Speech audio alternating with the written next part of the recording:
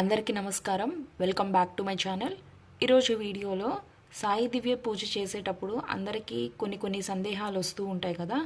So ఈ video ద్వారా మీకు ఆ సందేహాలన్నీ క్లారిఫై అవుతాయి. ఆలస్యం చేయకుండా వీడియోలోకి అయితే వెళ్ళిపోదాము. అంతకంటే ముందు ఎవరైతే నా ఛానల్ని ఫస్ట్ టైం విజిట్ చేస్తున్నట్టయితే లైక్ చేయండి, షేర్ చేయండి, సబ్స్క్రైబ్ చేయండి. ఫస్ట్ అందరికి వచ్చే డౌట్ ఏంటంటే ఈ పూజ గురువారం మాత్రమే చేయాలా అని. అవునండి, ఈ పూజ గురువారం నాడు మాత్రమే చేయాలి. ఎన్ని వారాలు చేయాలి అని ఉంటుంది కదా, 5, 7, 11, 21. సో అది మీరు ఎన్ని వారాలు చేయాలనుకుంటున్నారో అన్ని వారాలు సంకల్పం చేసుకొని అయితే ఈ పూజ చేయాలి.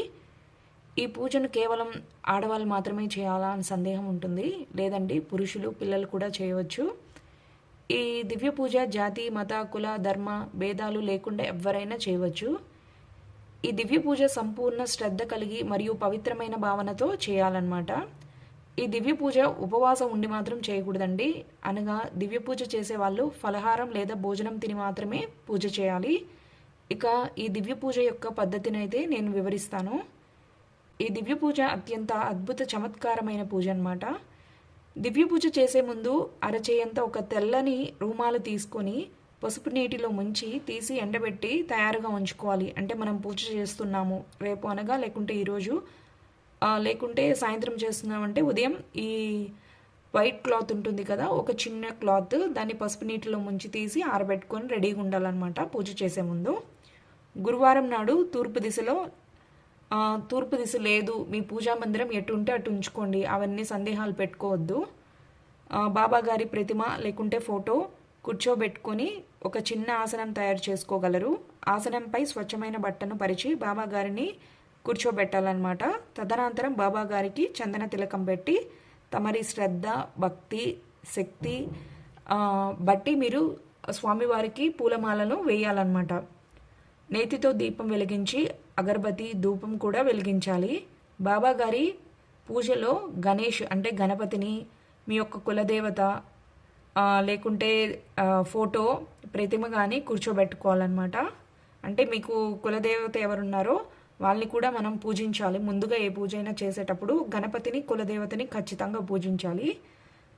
పసుపు రూమాల్లో ₹1 లేక ₹2 బిళ్ళ పెట్టి మీ మనసులోని కోరికను బాబా గారికి చెప్పుకొని ఆ కోరికను తీర్చమని బాబాని మనసారా ప్రార్థిస్తూ మా స్వామివారిని ఆ ముడుపు కట్టుకోవాలన్నమాట.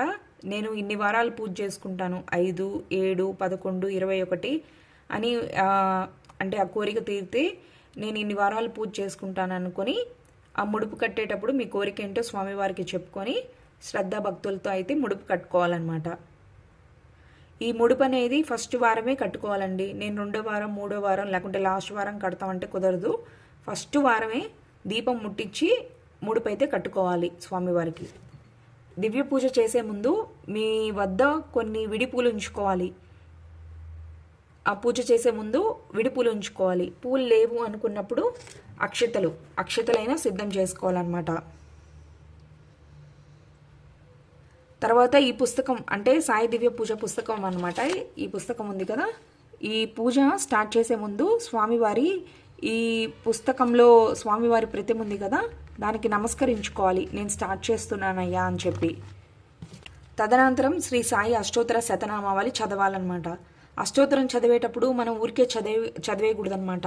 ఒక్కొక్క నామం చదివేటప్పుడు ఒక్కొక్కసారి పూలు కానీ అక్షతలు కానీ వేయాలి ఆ బాబా గారి ప్రతిమ లేకుంటే ఫోటో ముందర. పిదప దివ్య పూజలో ఇవ్వబడిన 6 అధ్యాయాలు ఉంటాయి, వాటిని చదవాలి. మనం ఈ పూజ చేస్తున్నంతసేపు స్వామివారి మీదే మన భక్తిని, శ్రద్ధను ఉంచుకోవాలన్నమాట. తర్వాత ఈ అధ్యాయాలు అలాగే అష్టోత్తర శతనామావళి చదివేసిన తర్వాత హారతి ఇచ్చేసి ఆ తర్వాత స్వామివారికి ప్రసాదం పెట్టాలి, నైవేద్యంగా పెట్టాలన్నమాట.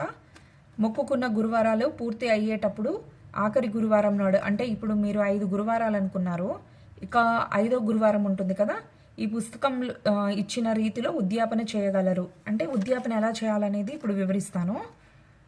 ఆఖరి గురువారం నాడు ముత్తైదువులకు కానీ, ఆడపిల్లలకు కానీ, మగపిల్లలకు కానీ, పిల్లలైనా పెద్దలైనా ఎంతమందినైనా మీరు పిలవగలిగితే అంతమందిని పిలిచి కిచిడీని ప్రసాదంగా ఇచ్చి ఈ పుస్తకాన్ని కానుకగా ఇవ్వగలరు. ప్రకారం 5, 11, 21, 51, 101 ఎన్ని పుస్తకాలైనా పంచగలరు అనమాట. మన సద్గురువు మహిమను చాటి చెప్పే ఈ దివ్య పూజ పుస్తకం ఎవరినైనా ఎన్నైనా పంచొచ్చు అనమాట. ఎన్ని ఎక్కువ పంచగలరో అంత ఎక్కువ ఫలితం దొరుకును. శ్రీ సాయి ఆశీర్వాదం ప్రాప్తిస్తుంది. ఎవరు చేయగలరో వాళ్ళకే ఇవ్వండి. వీళ్ళు చెయ్యరు అని తెలిసి కూడా వాళ్ళకి ఇవ్వద్దు. ఈ దివ్య పూజ ఏమి తినకుండా మాత్రం చేయకూడదండి. బాబా గారికి ఉపవాసం అంటే అస్సలు ఇష్టం ఉండదు. అందుచే భక్తులు పలహారం భోజనం తప్పకుండా తీసుకోగలరు. బాబా గారు చెప్పేవారు, ఎవరైనా ఖాళీ కడుపుతో నన్ను స్మరిస్తే ఆ పూజ నేను స్వీకరించనని చెప్పేశారు. సో ఈ పూజ తినకుండా చేయాలా అని చాలామందికి సందేహం వస్తుంది. అలా లేదండి, మనస్ఫూర్తిగా కడుపు నిండా తినేసి పూజనైతే స్టార్ట్ చేయండి. ఒకసారి మొక్కుకొని దివ్య పూజ పూర్తి చేసిన తర్వాత మరి ఒకసారి స్టార్ట్ చేయాలండి. లేకుంటే ఇప్పుడు నేను 2 సార్లు కోరుకున్నాను, 2 ముడుపులు ఒకేసారి కట్టేసి 5 వారాలు చేసేస్తానంటే కుదరదు. ఒక కోరికకి ఒక ముడుపు కట్టుకొని అది కంప్లీట్ అయిపోయిన తర్వాత మరి ఒక కోరిక ఉంటుంది కదా, దాని ముడుపు మళ్ళీ కట్టుకొని పూజ స్టార్ట్ చేయాలన్నమాట. మధ్యలో ఏదైనా గురువారం నాడు మీరు ఎక్కడికైనా వెళ్ళాల్సి వస్తే, లేకుంటే మనకి ఏదైనా ఆటంకం వస్తే ఆ గురువారం వదిలేసి మళ్ళీ నెక్స్ట్ గురువారం కంటిన్యూ చేయాలి. మళ్ళీ ఫస్ట్ నుంచి ఏం స్టార్ట్ చేయలేదు, కంటిన్యూ చేస్తే సరిపోతుంది. తరువాత వారం పూజను కొనసాగించాలి. ఎక్కడ సంకల్పించుకుంటామో అక్కడే పూర్తి చేయాలి. ఇప్పుడు నేను మా ఇంట్లో సంకల్పించుకున్నాను, లేదు మా అత్తయ్య ఇంట్లో కంప్లీట్ చేస్తానంటే అది అట్ట కుదరదండి. ఎక్కడైతే సంకల్పించుకున్నారో అక్కడే పూజ చేసుకోవాలి. అంటే నాకు ఇక్కడ కుదరదు, మా అమ్మోళ్ళ ఇంట్లో చేసుకుంటాను, మా అత్తోళ్ళ ఇంట్లో చేసుకుంటాను అంటే కుదరదు. మీరు ఎక్కడ సంకల్పించుకుంటే అక్కడే పూజ పూర్తి చేయాలన్నమాట. నాకు తెలిసి నేను అన్ని సందేహాలకైతే సమాధానం ఇచ్చాను. సో మీకు ఇంకా ఏమైనా డౌట్స్ ఉంటే నాకు కామెంట్ చేస్తే నేను తప్పకుండా రిప్లై ఇస్తాను. ఓం సాయిరామ్. ఈ వీడియో మీకు ఎలా అనిపించిందో తప్పకుండా కామెంట్ చేసేయండి. సో ఈ వీడియో నచ్చితే లైక్ చేయండి, షేర్ చేయండి, సబ్స్క్రైబ్ చేయండి. అండ్ చెప్పడం మర్చిపోయాను, దివ్య పూజ పూర్తి పూజా విధానం అయితే నేను వీడియో చేసి పోస్ట్ చేస్తున్నాను. ఒక్కసారికి వెళ్ళి విజిట్ చేయండి. Thanks for watching.